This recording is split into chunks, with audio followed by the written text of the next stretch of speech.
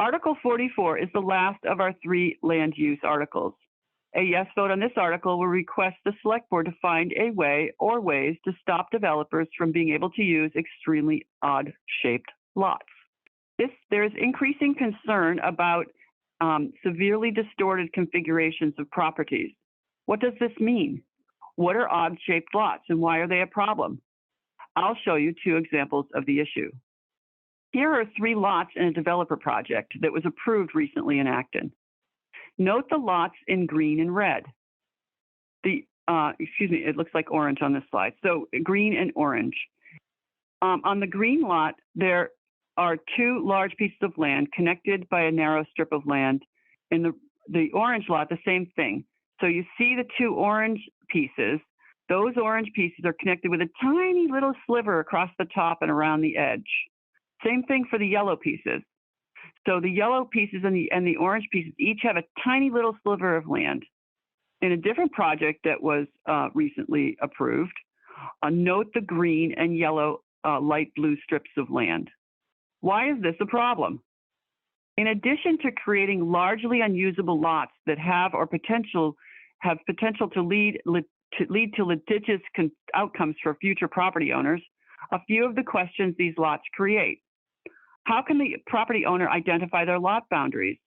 How can a fence be put up on a narrow sliver of land? How can heavy equipment traverse narrow slivers to reach the septic system on the other end of the sliver? How can constant trespassing be prevented to prevent liability? How can the town mitigate liability for allowing the creation of such lots? How can you prevent adverse possession when you don't even know where your property line is? The Acton's Design Review Board has identified a land use problem regarding odd-shaped lots. What is the Design Review Board? Here's what their charter states.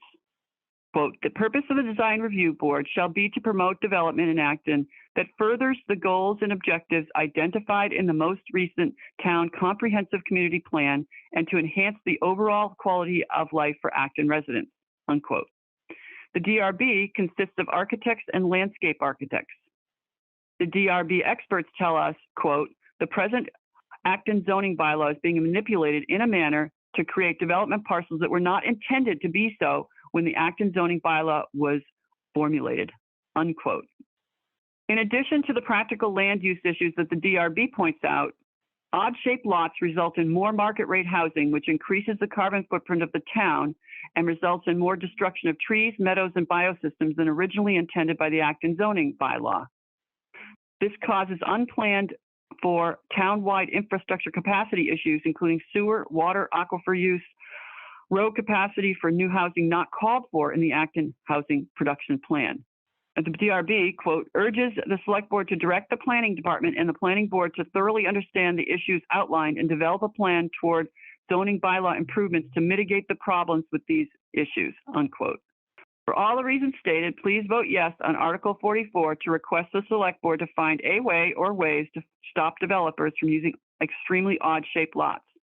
As a reminder, the Select Board and the Finance Committee both recommend this article.